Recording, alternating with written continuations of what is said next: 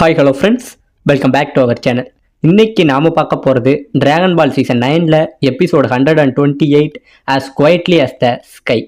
So starting சீனில் நம்ம Coco ஒரு மயக்கத்தில் இருந்து எழுந்திருக்கிறாருங்க. போன தடவை அந்த மின்னல் தாக்குனது பார்த்தீங்களா, அதனால நம்மளை எப்படியோ நம்ம போப்போ கோகு இந்த இடத்துக்கு கொண்டு வந்திருக்காரு.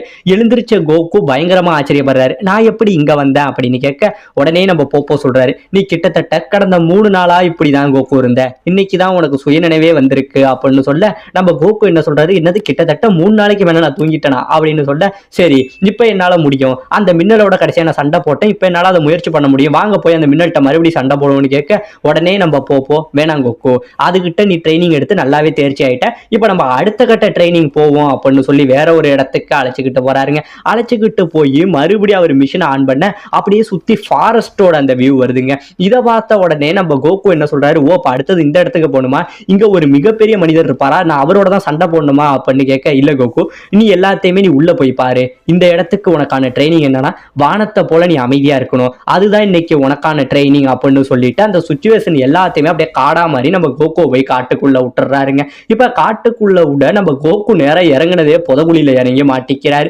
அப்படியே புதகுழியில கஷ்டப்பட்டுக்கிட்டு இருக்க எதுக்க ஒரு மரத்துல கயிறு இருக்க, அந்த கயிறை பிடிச்சுக்கிட்டு கொஞ்சம் கொஞ்சமா ஏறி வராருங்க. மறுபடியும் அந்த கயிறு இருந்துகிட்டு உள்ள விழுகிறாரு. உடனே அவரோட கமேகமேகாவை அப்படியே கீழே அடிச்சு அந்த சேத்துல இருந்து மேல பறந்து ஒரு வழியா மேல வந்துடுறாருங்க.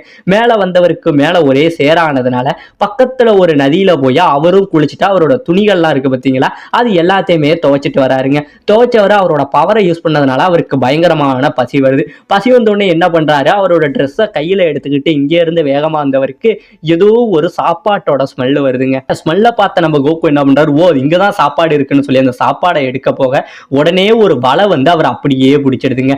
வலை பிடிச்ச உடனே அந்த வலை எல்லாத்தையும் அறுத்து போட்டுட்டு இவர் பக்கத்துல உள்ள ஒரு மரத்துல இருக்க தூரத்துல ஒரு மனுஷன் அங்கே இருந்து வந்துச்சு, என்ன எதுவுமே மாட்டலன்னு பார்க்க நம்ம கோகு உடனே, ஓ இதெல்லாம் உன் வேலை தானா, நீ தான் என்ன பிடிக்கிறதுக்கு இவ்வளவு சதி பண்ணினியா அப்படிங்கிற மாதிரி கேட்க இவருக்கு ஒண்ணுமே புரியல.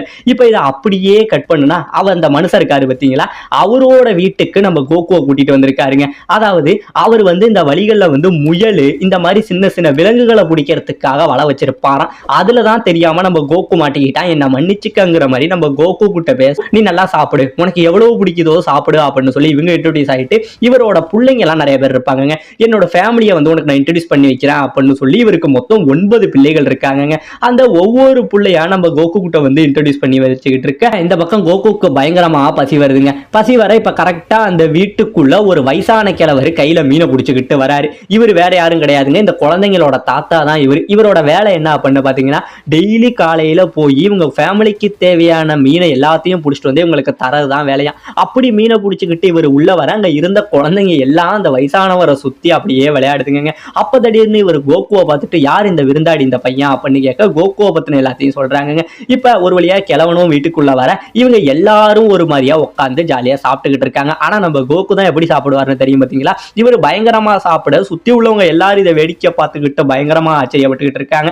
அப்ப அந்த வீட்டுக்கார அப்பா இருக்காரு பாத்தீங்களா, அவர் கேட்கிறாரு, ஆமா கோகு இந்த காட்டுல நீ என்ன பண்ணிக்கிட்டு இருந்த அப்படின்னு கேட்க, இந்த மாதிரி நான் ஒருத்தருக்கு ஒரு வாக்குறுதி கொடுத்தேன், ஒரு பயங்கரமான ட்ரைனிங் எடுக்கணும்னு வாக்குறுதி கொடுத்தேன், அதனாலதான் இந்த காட்டுக்குள்ள நான் அவரை தேடிக்கிட்டு இருக்கேன் அப்படின்னு சொல்ல சுத்தி உள்ளவங்களுக்கு எல்லாம் பயங்கரமான ஆச்சரியம். நீ யாரு அவ்வளவு பயங்கரமானவங்களை தேடிக்கிட்டு இருக்கேன்னு சொல்ல, இந்த மாதிரி போப்போ அப்படிங்கிறவர் தான் எனக்கு அனுப்புனாரு, நான் அதுக்கு மாதிரி ஒரு பலமான ஆளை பார்த்துக்கிட்டு இருக்கேன்னு இந்த உள்ளவங்க யாருக்குமே புரியல.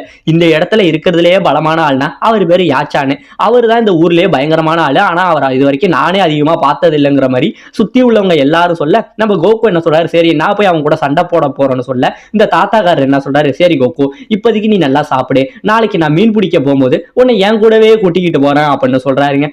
இப்ப கோகு இங்க உள்ள குழந்தைங்க எல்லாரும் கூடயும் விளையாடுறாருங்க. ஜாலியா ரொம்ப சந்தோஷமா கோகு இவங்க கூட தன்னோட நாட்களை கழிச்சுக்கிட்டு அப்படியே நைட்டை தூங்குறாங்க. எல்லாரும் நிம்மதியா தூங்கிக்கிட்டு இருக்க இப்ப இந்த பக்கம் நம்ம யமச்சா, டியானு, கிர்லினு இவங்க 3 பேரும் போட்டிக்காக ரெடி ஆகிட்டு இருக்காங்க. கிட்டத்தட்ட கடல்ல ரொம்ப தூரம் நீந்தி வந்துகிட்டு இருக்காங்க.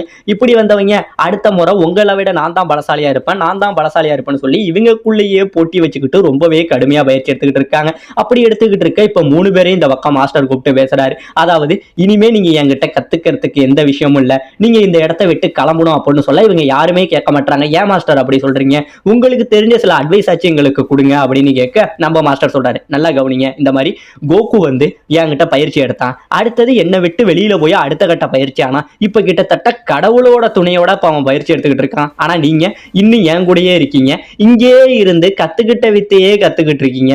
சோ முடிஞ்ச வரைக்கும் வெளியில போங்க, அப்பதான் கோகுக்கு இணையா உங்களால வர முடியும் அப்படின்னு சொல்ல இப்ப இவங்க என்ன சொல்றாங்க, சரி மாஸ்டர் நீங்க சொல்ற மாதிரியே நாங்க போறோம், வெளியில போய் எங்களுக்கான ட்ரைனிங்கை நாங்க எடுத்துக்கிறோம் அப்படின்னு சொல்லி இப்ப இவங்க பேசிக்கிட்டு இருக்க. இப்ப இந்த பக்கம் அந்த தாத்தா இருந்தாரு பாத்தீங்களா, அவர் மீன் பிடிக்க நம்ம கோகுவை கூட்டிட்டு வராங்க. இவங்க ரெண்டு பேரும் பேசிக்கிட்டு வர அந்த தாத்தா சொல்றாரு, கிட்டத்தட்ட 60 வருஷமா இந்த தாத்தா இந்த மீன் பிடிக்கிற தொழில பாத்துக்கிட்டு இருக்காங்க, இப்பெல்லாம் பிடிச்சிக்கிட்டு இருக்கிறதா இவங்க பேசிக்கிட்டு வர இப்ப ரெண்டு பேரும் ஒரு இடத்துல பிரிஞ்சிடுறாங்க. அப்படி பிரிஞ்சு இந்த பக்கம் கோகு வந்து அந்த வயசானவருக்கு நன்றி சொல்லிட்டு இப்ப ரெண்டு பேரும் ஒரு பக்கம் பிரிஞ்சு போறாங்க. அப்படி பிரிஞ்சு போயிட்டு இருக்க அங்க அருவிக்கு கீழே ஒருத்தவன் வீடு இருக்கு. அந்த வீட்டுல ஒருத்தரங்க இவன் தாங்க, இவன் தேடிட்டு இருந்த அந்த யாச்சான்னு, அவன் இங்க உட்காந்து தியானம் பண்ணிக்கிட்டு இருக்க. உடனே நம்ம கோகு இங்க இருந்து போய் நீ தான் யாச்சானாப்பா அப்படின்னு கேட்க, ஆமா உனக்கு என்னடா வேணும் சின்ன பையனே அப்படின்னு கேட்க, இந்த மாதிரி நீ என் கூட சண்டை போடணும் அப்படின்னு சொல்ல இவர் ஒத்துக்கவே மாட்டாங்க. இல்ல சின்ன பையன் நீ கேட்கிற, பட் இதுல இருந்து பாதியில நீ ஓடிட மாட்டியே அப்படின்னு சொல்லி நம்ம கோகு அண்டர் எஸ்டிமேட் பண்ணிட்டு இப்ப ரெண்டு பேரும் ஒருத்தவங்க சண்டை போடுறதுக்கு எதுக்கு நின்றுகிட்டு இருக்காங்க. அப்படி நின்றுகிட்டு இருக்க நம்ம யாச்சான் இருக்கான் பாத்தீங்களா, அவன் இங்க இருந்து நம்ம கோகுவை அடிக்க வர நம்ம கோகுவை அழகா டாச் பண்ணி அவனோட வயிற்றுல ஒரு குத்துவான் பாருங்க, அப்படியே மனுஷனுக்கு பொடி கலங்கி இந்த இடத்துல கீழே மண்டி விட்டுறாங்க. உடனே கீழே விழுந்தவன் எப்பா மன்னிச்சிடுறான், நீ என்ன இவ்வளவு ஸ்ட்ராங்கா இருக்கு, கிட்டத்தட்ட மின்னலை விட வேகமா இருக்கேன்னு சொல்ல நம்ம கோகுக்கு பயங்கரமான ஆச்சரியம், என்னது மின்னலை விட வேகமா இருக்கானா, அப்ப இவன் டம்மி போல அப்படிங்கிறத நம்ம கோகு இந்த இடத்துல முடிவு பண்ணிக்கிறாருங்க. இப்ப கோகு அடுத்தது என்ன பண்றேன்னு தெரியாம, அப்ப இவன் டம்மி, நான் யாரை தான் பார்க்கணும், என்ன எதுக்காக வந்து போப்போ வந்து இங்க அனுப்பி வச்சிருக்காரு அப்படின்னு இவன் குழம்பிக்கிட்டே நடந்து வந்து ஒரு கல்லுல உட்கார்ந்துருக்காங்க. அப்ப திடீர்னு பாத்தீங்கன்னா அந்த வயசான கிழவரி இவன் உட்கார்ந்துருக்கிறதுக்கு பக்கத்துல வந்து உட்கார்ந்து இருந்திருக்காரு. இதை பார்த்தோன்னே கோகுக்கு பயங்கரமான ஷாக்கு, ஆமாயா நீங்க எப்படி இங்க வந்தீங்க அப்படின்னு கேட்க, நான் முன்னிலேருந்தே இங்கதான் இருக்கேன், அதாவது உன்னை விட்டுட்டு போனதுல தான் இங்கதான் இருக்கேன், நீ என்ன ஒழுங்கா கவனிக்கலையா அப்படின்னு சொல்ல, சரி கோகு என் கூட சேர்ந்து நீ மீன் பிடிக்கிறியா அப்படின்னு சொல்றாருங்க. உடனே நம்ம கோகு வேற வழியில அதனால நான் மீன் பிடிக்கிறேன் அப்படின்னு சொல்ல இப்ப நம்ம கோகுக்கு மீன் பிடிக்கிறத கத்து தராரு. அதாவது உன் மூச்சை நல்லா இழுத்து விடு அப்படின்னு சொல்ல நம்ம கோகுவும் மூச்சை இழுத்து விட அப்படியே அந்த வானம் தெரியுது பத்தியா, அந்த வானத்தை போல உன்னை அமைதியா ஃபீல் பண்ணு அப்படிங்கிற மாதிரி சொல்றாருங்க. இப்ப இவர் சொல்ற எல்லாத்தையுமே நம்ம கோகு பண்ணா அவனுக்குள்ள ஒரு மிகப்பெரிய மாற்றம் வருது. இப்ப நம்ம கோகு என்ன சொல்றான், அப்படியே கண்ணை மூடுறாங்க. கண்ணை மூடி இவர் சொல்றாரு, உன்னோட கண்ணை நல்லா மூடிட்டு அந்த தூரத்துல வர நதிகளோட அசைவுகள் இருக்கு பத்தியா, அதை அப்படியே கவனி அப்படிங்கிற மாதிரி சொல்றாருங்க. கோகுமே அந்த தண்ணியோட அசைவை நல்லா கவனிக்கிறாரு. அப்ப அந்த இடத்துல அந்த வர மீனோட சத்தத்தை கவனி, கரெக்டா மீன் வந்து உன்னோட தூண்டில்ல மாட்ட வரும், அந்த டைம்ல அந்த மீனை நீ கரெக்டா தூக்கணும் அப்படிங்கிற மாதிரி பயிற்சியோட கலந்த ஒரு விஷயத்தை இங்க சொல்லி கொடுத்துக்கிட்டு இருக்காரு. பேசிக்கிட்டு இருக்க இப்ப இந்த பக்கம் கோகு என்ன பண்றாரு, அந்த வயசானவர் சொன்ன மாதிரியே கரெக்டா ஒரு மீனை பிடிச்சிடுறாருங்க. இப்ப மீனை பிடிக்க அடுத்தடுத்த மீனை வந்து கரெக்டாவே நம்ம கோகு பிடிச்சிக்கிட்டு செம ஹாப்பில இருக்காரு. இது எல்லாத்தையும் இந்த பக்கம் நம்ம காமி போப்போ இவங்க ரெண்டு பேரும் பார்த்துக்கிட்டு இருக்க நம்ம போப்போ சொல்றாரு, கோகு இன்னும் யாரை பார்க்க போனா அவன் என்ன ட்ரைனிங்னே தெரியாம அங்க போய் என்ன பண்ணிட்டு இருக்கான் அப்படின்னு சொல்ல நம்ம காமி சொல்றாரு, இல்ல அவன் சரியான ஆளை தேர்ந்தெடுத்துட்டான், இனி அவன் எல்லாத்தையுமே கத்துப்பான் அப்படின்னு சொல்ல, அதாவது உண்மை என்னன்னா நம்ம போப்போ ட்ரைனிங்காக இந்த இடத்துக்கு கோகுவை அனுப்பியிருப்பாரு பாத்தீங்களா, அப்படி ட்ரைனிங்காக அனுப்பின கோகு ட்ரைனிங் எடுக்கக்கூடிய ஆளே இந்த வயசான கிழவர் தாங்க. அதாவது ஒரு மீனை பிடிக்கிறத வச்சு தன்னோட ட்ரைனிங்கோட நுணுக்கங்கள் எல்லாத்தையுமே கோகுக்கு கத்து கொடுத்துக்கிட்டு இருக்க, இது எதுவுமே தெரியாம நம்ம கோகுவுமே வந்து இதை கத்துக்கிட்டு இருக்காருங்க. இப்ப அந்த வயசானவர் கூட நம்ம கோகு ரொம்பவே ஹாப்பியா மீனை பிடிச்சுக்கிட்டு இருக்க, அதாவது கிட்டத்தட்ட கோகு இத்தனை வருஷத்துல இப்படி ஒரு சந்தோஷமா இருந்திருக்கவே மாட்டாங்க, அந்த அளவுக்கு சந்தோஷமா இந்த இடத்துல கோகு இருக்க. இதோட இந்த இடத்துல இந்த எபிசோட முடிக்கவும் செய்யறாங்க.